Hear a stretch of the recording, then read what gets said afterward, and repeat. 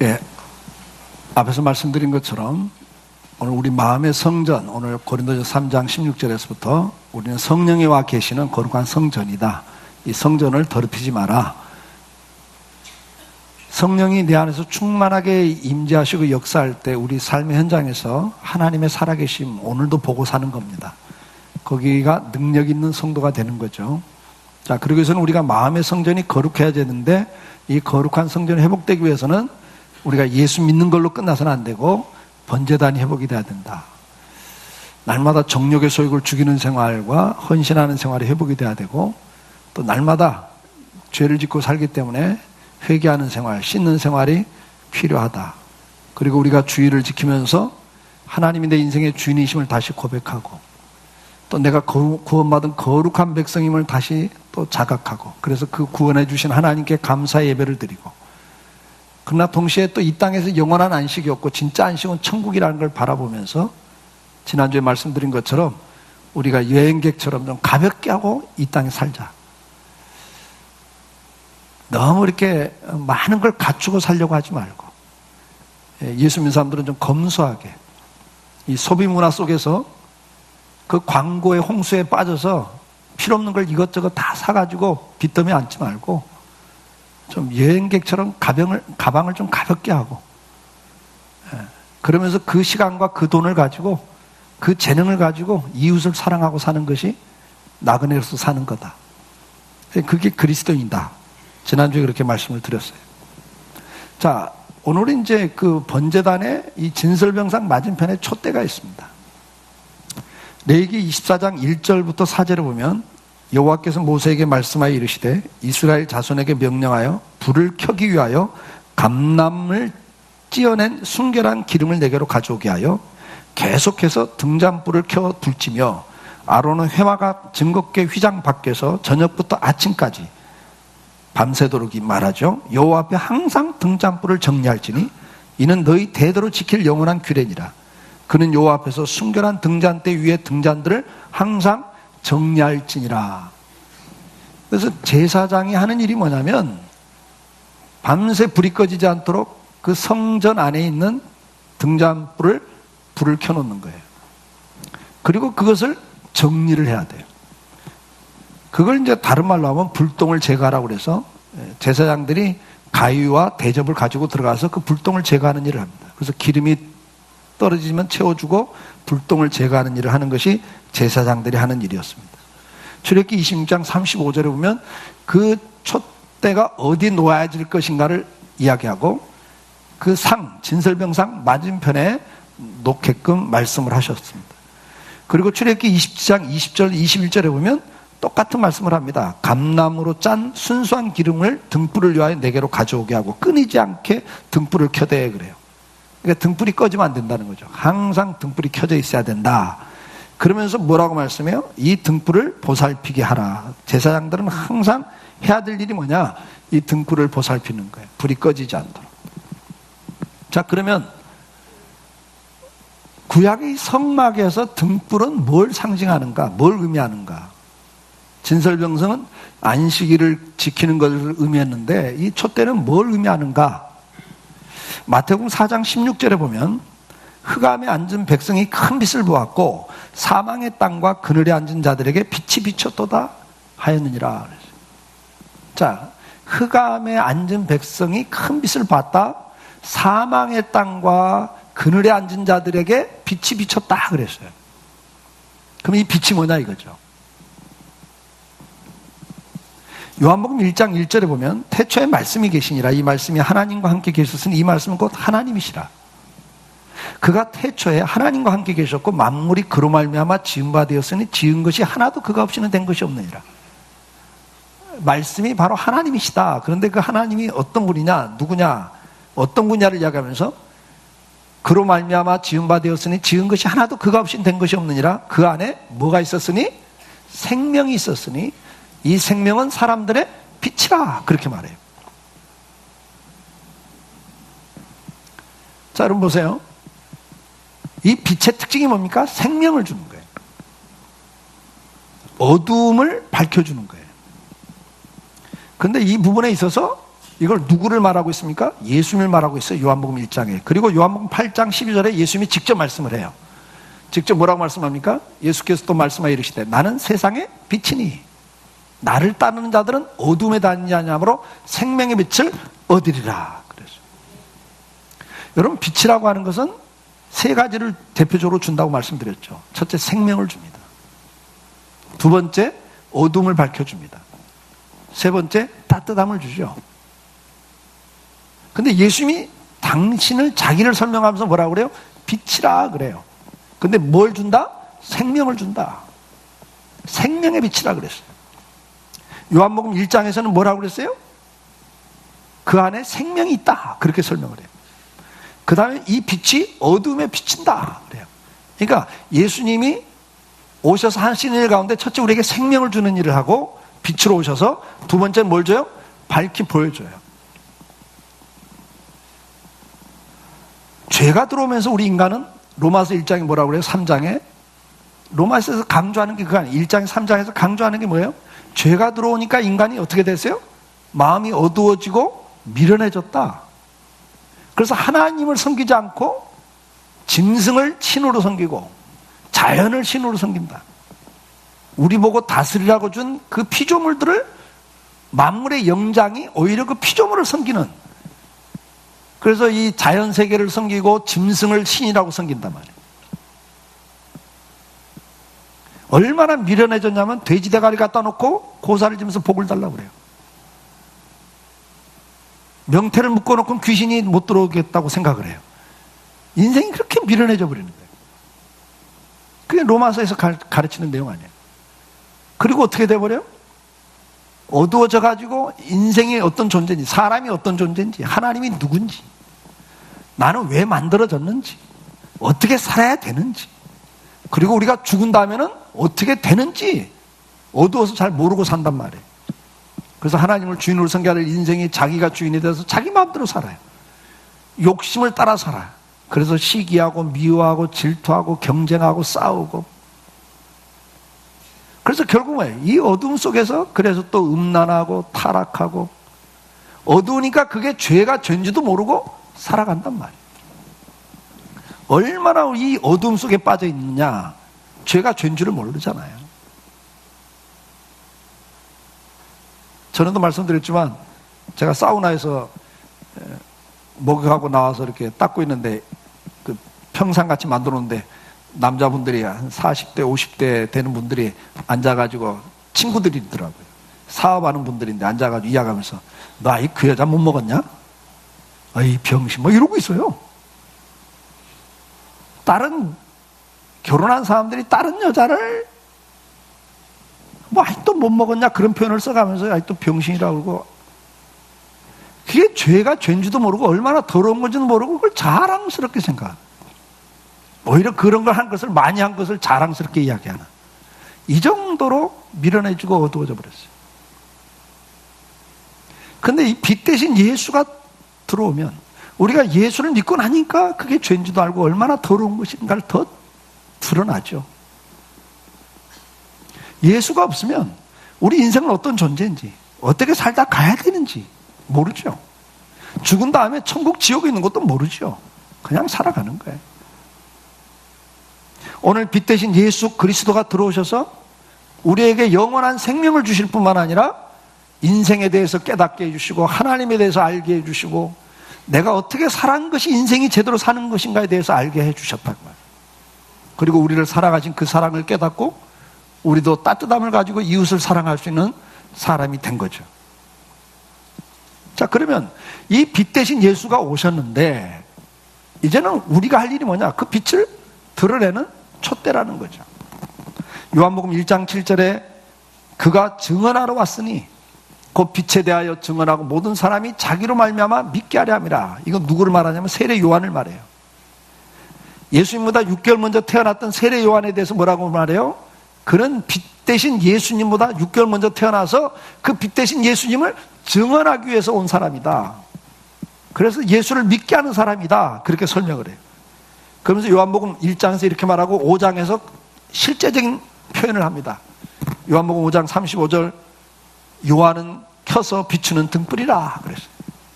그러니까 세례 요한은 예수님을 드러내는 등불이라 그렇게 말해요. 사도행전 13장 47절에 보면 주께서 이같이 우리에게 명령하시되 내가 너를 이방의 빛으로 삼아 너로 땅끝까지 구원하게 하리라 하셨느니라.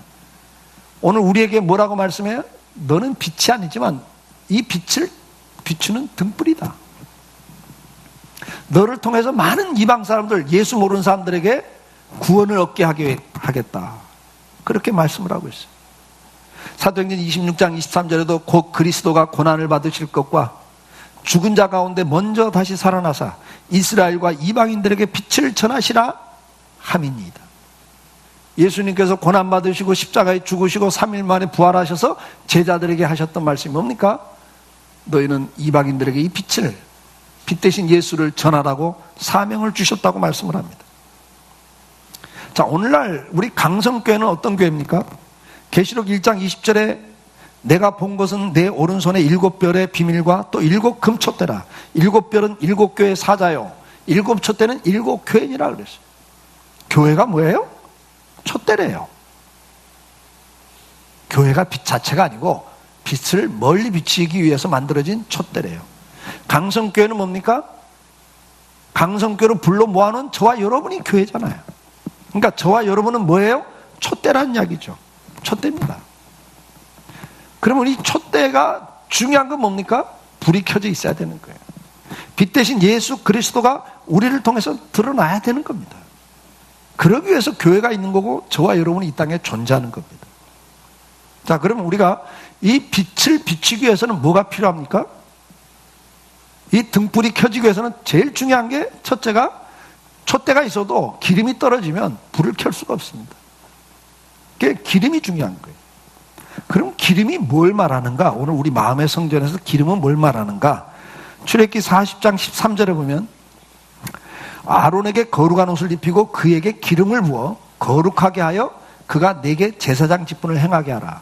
구약에 보면 기름을 누구에게 부었어요? 하나님이 세우는 제사장에게 기름 부었어요. 사도행전 16장 13절에 보면 기름을 누구에게 부었어요?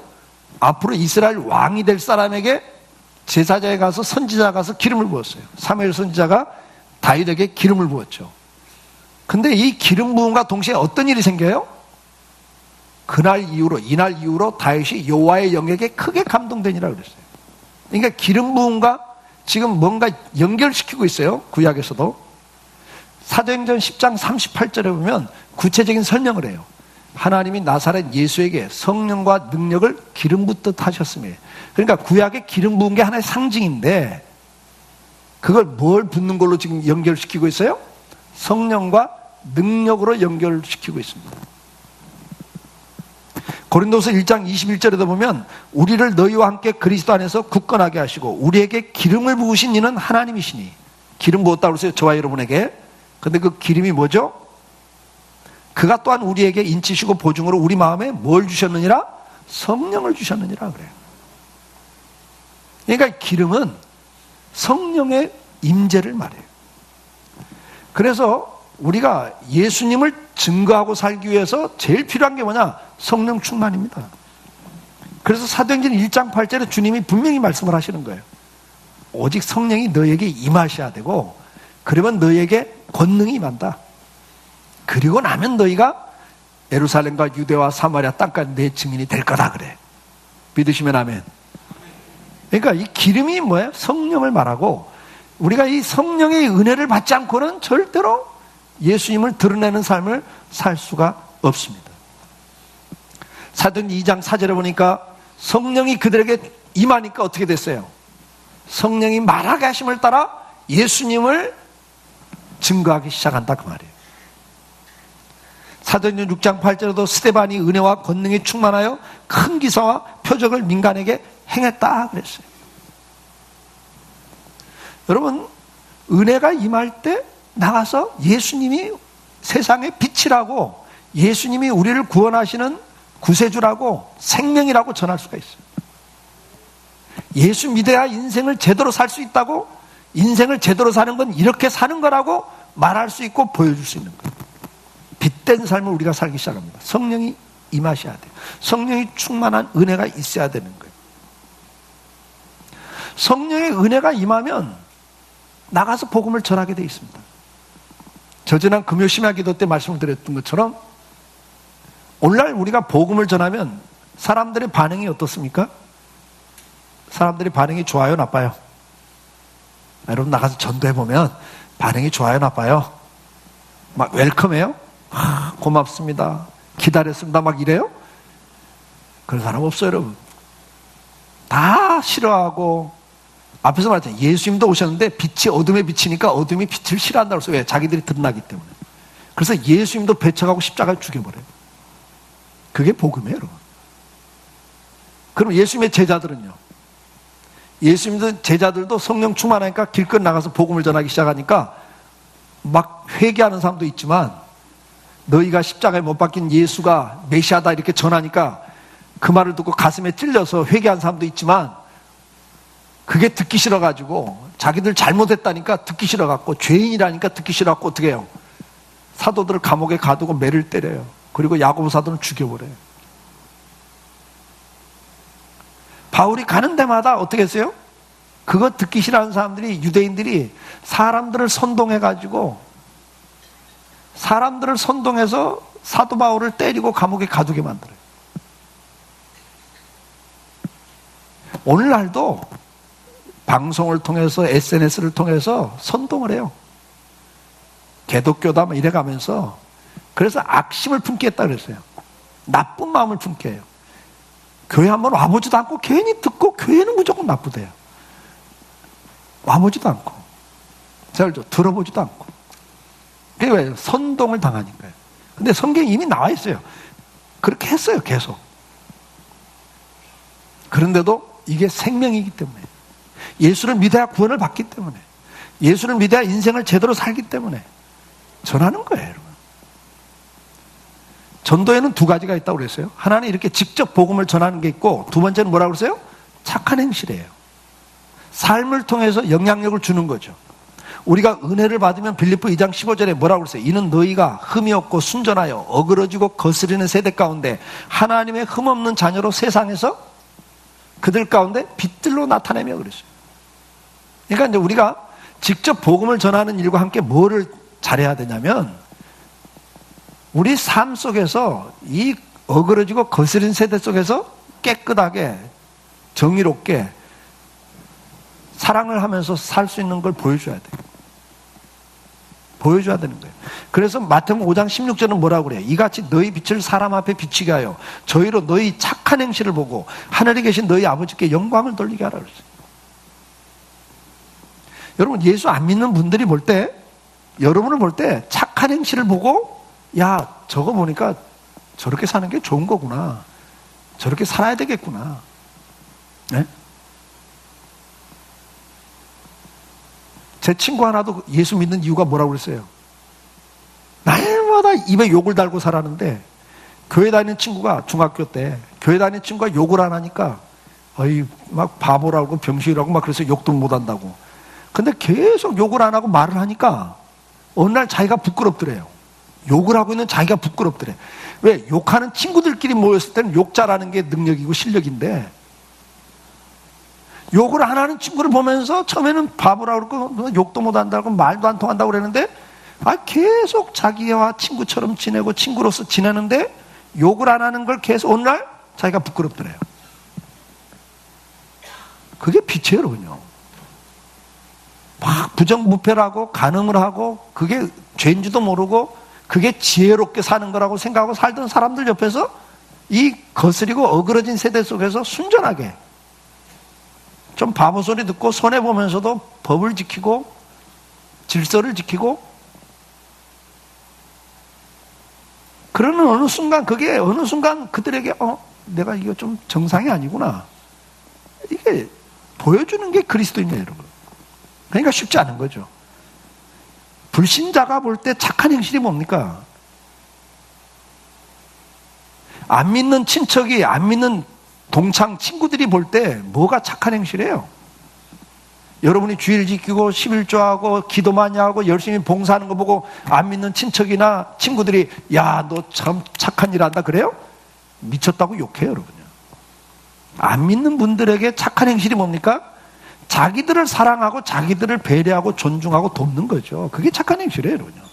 자기들 필요할 때 옆에 있어주고 자기들 필요할 때 도와주고, 그게 착한 행실이죠. 그게 빛이라는 거예요. 근데 이게 은혜가 떨어지면 불가능한 일입니다, 여러분. 우리도 죄인이기 때문에 은혜 떨어지면 우리도 똑같이 자기 이기적이 되고 똑같이 욕심 부리고 그렇게 되게 돼 있어요, 여러분. 그래서 첫째, 빛 대신 예수를 드러내는 삶을 살기 위해서는 첫째, 은혜를 받아야 됩니다. 기름이 떨어지면 안 된다. 두 번째는 아무리 기름이 있어도 이 심지가 불똥이 생기면, 기름을 못 빨아들이면 불이 약해지는 거예요. 우리가 은혜를 받아도 불똥이 생기면 주님을 드러내는 삶을 제대로 못 삽니다. 시간과 반비례해서 노화가 생깁니다. 30년, 40년, 60년 사는 만큼 노화가 생기는 거예요, 여러분. 시간을 이겨낼 장사가 없어요. 기계도 시간과 반비례하게 녹이 슬고 망가집니다. 그러면 녹이 쓴 기계는 안 돌아가요. 심지가 불에 타면, 불똥이 생기면 기름을 못 빨아 올리거든요.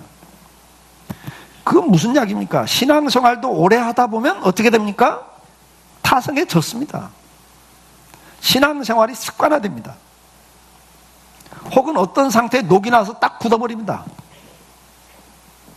이것이 제거되지 않으면 이미 은혜는 있지만, 예수님 믿고 은혜는 받고 사는데 빛된 삶을, 증거하는 삶을, 영향력을 미치는 삶을 못 살아버립니다. 그래서 이 굳어진 부분을 잘라내야 돼요. 우리 강성교회가 왜 65세 은퇴를 한다고 30년부터 목사가 생각을 했을까요? 그리고 우리 장로님들이 왜 65세 은퇴를 동의했을까요? 여러분, 지금 우리 한국 교단은 총회마다 정년을 없애고 있습니다.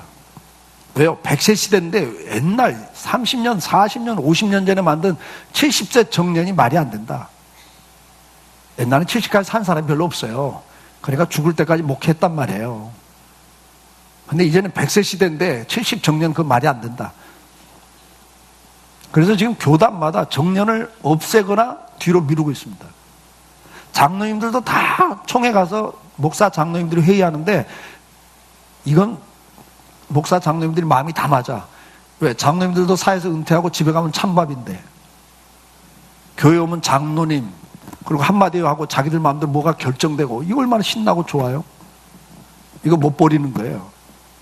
포기하고 싶지 않아요. 그래서 장로님들도 정년을 자꾸 뒤로 미루고 있어요. 교회, 장로, 목사. 근데 왜 우리 교회는 65세 은퇴를 결정했습니까? 굳어지기 때문에. 나이가 들면요, 그동안 신앙생활한 것이 전통이 되고요, 그 다음에 생각이 굳어집니다. 다는 아니에요. 나이가 들면서도 계속 새로운 변화를 추구하고 변화에 적응하는 분들이 계시지만 대다수는 아닙니다. 굳어집니다, 여러분. 그럼 교회가 어떻게 돼요? 녹이 쓰는 거예요. 그래서 우리는 60% 해주자. 우리 총회에서도 지금 압력이 들어와요, 저한테도. 왜요?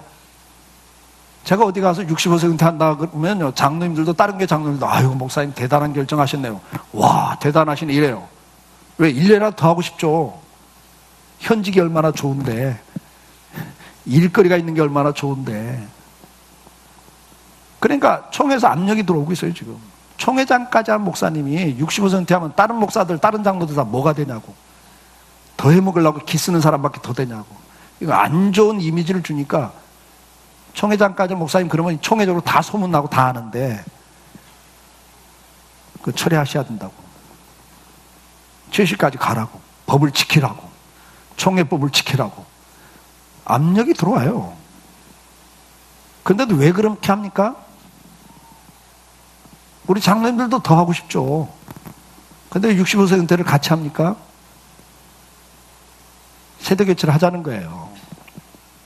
좀 젊은 40대 목회자가 들어오고, 그래서 뭔가 새롭게 좀 다음 세대를 위해서 준비하자는 거 아닙니까?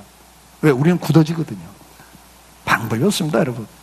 나이가 들면요, 자기 생각이 옳다고 한번 생각하면 고집까지 부리잖아요.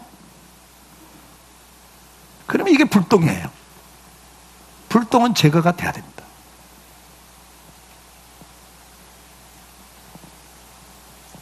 우리 장로님들이 그래서 참 고마워요. 그렇게 해주셔서 참 고맙고요. 어쨌든 간 우리는 신앙생활을 우리는 날마다 새롭게 해야 됩니다. 사도 바울은 빌립보 3장 12절에서 이렇게 말합니다. 내가 이미 얻었다함도 아니요 온전히 이루었다함도 아니라 오직 내가 그리스도 예수께 잡힌 바 된 그걸 잡으려고 달려가노라. 형제들아, 나는 아직 내가 잡은 줄로 여기지 아니하고 오직 한 일, 즉 뒤에 있는 것은 잊어버리고 앞에 있는 것을 잡으려고 표대를 향하여 그리스도 예수 안에서 하나님이 위해서 부르신 상을 위하여 달려가노라. 무슨 이야기입니까? 나는 아직도 이미 얻었다고 생각하지 않는다. 다 이루었다고 생각하지 않는다. 그러면서 뭐라고 말합니까? 내가 한 일, 이미 지나간 했던 일들, 뒤에 있는 일들은 어떻게 한다고 그랬어요? 13절에 내가 이미 한 일들, 과거에 했던 일들은 잊어버렸겠다. 근데 우리는 과거에 집착돼 있어요. 그동안 내가 어떻게 해왔는데, 우리 강성교회가 어떻게 했는데, 과거에 집착을 합니다. 이게 뭐예요? 굳어지는 교회입니다, 여러분. 제가 어느 교회 후임 목사님을 만났더니 그런 이야기들 해요. 주보에 글자 하나를 못 바꾼대, 당의 허락 없이는. 한 2, 3천명 모이는 교회 후임 목사님인데 만났더니 그래요. 100만 원도 예산을 자기 마음대로 쓸 수가 없다고. 당의 허락이 있어야 쓴대요. 그렇게 굳어져 버리면 교회가 어떻게 빛이 돼요? 우리 강성교회도 그런 교회가 돼서는 안 됩니다. 젊은 세대 교체가 되면 그들이 마음껏 일할 수 있도록 밀어줘야죠. 제가 어떤 게 집회를 갔는데 세대 교체한 교회예요. 그 교회는 한 30대 후반 젊은 목사가 후임으로 왔는데 그 교회 출신이거든요. 그러니까 장로님들이 뭐 어릴 때 그냥 안아주고 이렇게 했던 애가 이제 목사가 돼서 후임이 된 거죠. 장로님들께서 이제 강사 대접한다고 끼니마다 이제 식사 대접을 저하고 하는데 장로님들이 계속 걱정인 거예요. 아, 이거 젊은 목사가 와서 하다 보니까 미숙하고 뭐 실수도 하고, 그러니까 불안하신 거야. 이거 어떻게 하면 좋냐? 교회가 앞으로 어떻게 하면 좋냐고. 계속 만나는 식사는 장로님들마다 걱정을 하셔요. 그래서 내가 그랬어요. 장로님들, 몇 년 있으면 은퇴하실 건데 그때 어떻게 할래요? 은퇴하시고 난 다음에 그 목사님 누가 책임져요? 내가 그랬어요. 비닐하우스 거두세요. 언제까지 장로님들이 비닐하우스처럼 그 목사 보호할 거예요? 몇 년 있으면 은퇴하시고 누가 그 비닐하우스 역할을 해요? 아니, 치우세요. 걱정하지 마세요. 교회 주인은 하나님이세요. 그리고 젊은 목사가 실수도 하고 잘못도 하는 게 정상이죠. 미숙한데. 그러면 그 사람이 그 실수와 실패 속에서 하나님 앞에 무릎을 꿇고 기도하기 시작하고, 그래서 그 과정 속에서 하나님을 체험하고 하나님의 역사를 체험하고 그러면서 지도자가 만들어져 가는 건데, 장로님들이 그냥 과잉보호하고 이렇게 키워놓으면 앞으로 어떡하려고. 네, 그랬어요. 장로님들 걱정하지 말고 손 떼세요. 여러분, 무슨 말인지 아시겠죠? 우리가 그런 걸 참 조심해야 됩니다. 예를 들어서 우리 교회도 후임 목사 왔는데 내가 계속해서 후임 목사한테, 야, 우리 교회 이렇게 왔다, 너 그러면 안 된다, 뭐 또 실수하면, 야, 너 왜 그렇게 하니, 뭐 이러고 계속 간섭하면 어떻게 되겠어요? 교회가 되겠다 안 되겠다? 그러니까 내가 와서 계속 들여다보면 되겠다 안 되겠다? 오지 말라고요? 여러분, 그거예요.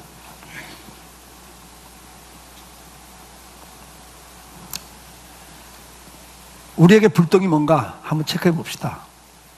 우리 개인적으로도 불똥이 뭔가, 내 신앙의 타성이 적은 게 어떤 부분인가, 내가 이미 그게 고집이 돼 있고 그게 확고한 신념이 되어 있는 게 뭐가 없는가?